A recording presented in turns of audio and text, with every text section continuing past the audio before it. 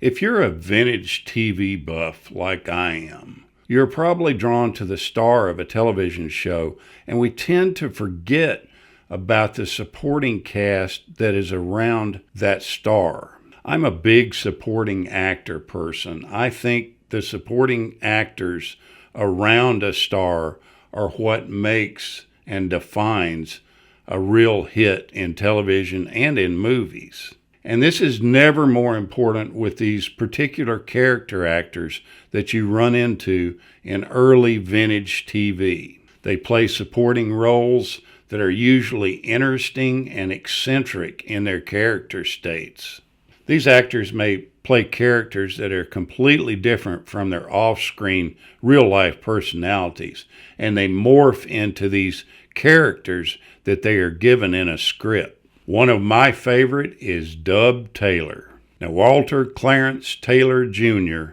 was born in February of 1907, and he was known professionally as Dub Taylor. He was an American character actor in the 1940s all the way to the 1990s, and he worked a lot in westerns, but he wasn't just limited to that. He was born in Richmond, Virginia, and he was the middle child of 5 children.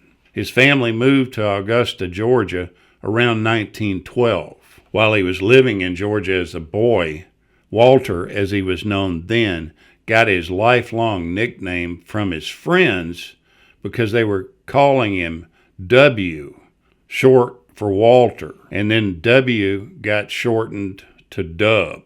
Now, it was in Georgia, too, where he befriended and became good friends with Ty Cobb Jr., the son of the legendary baseball player. He was a member of the 1937 Alabama Crimson Tide football team that played the 1938 Rose Bowl. He stayed behind to establish a career in films.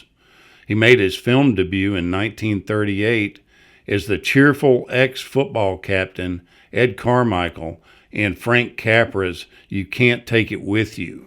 Now, he actually secured that part because the role would require that the actor play a xylophone. During the later 1950s and 1960s, he actually demonstrated his considerable talent for playing the xylophone on several shows. In 1939, he appeared in the film Taming of the West, in which he originated the character of Cannonball, a role he continued to play for the next 10 years in over 50 films.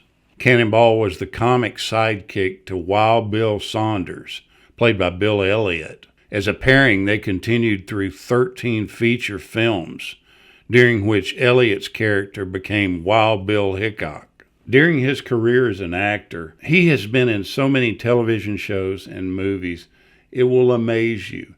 Look his character up on the internet, and you will just look at page and page of different roles that he played, all the way from episodes of The Twilight Zone to Hazel to My Three Sons to Dr. Kildare to Death Valley Days, The Wild Wild West, The Andy Griffith Show, The Sons of Will Sonnet, and it goes on and on and on. Now, he played 4 different characters in The Andy Griffith Show. One of them, in 1968, he played Emmett's brother-in-law. Then he plays the preacher in The Mountain Wedding in 1963. He plays the postman that tries to stick mail in the mail slot of the Mayberry Courthouse in High Noon at Mayberry. And then he also plays the postman in The Guitar Player.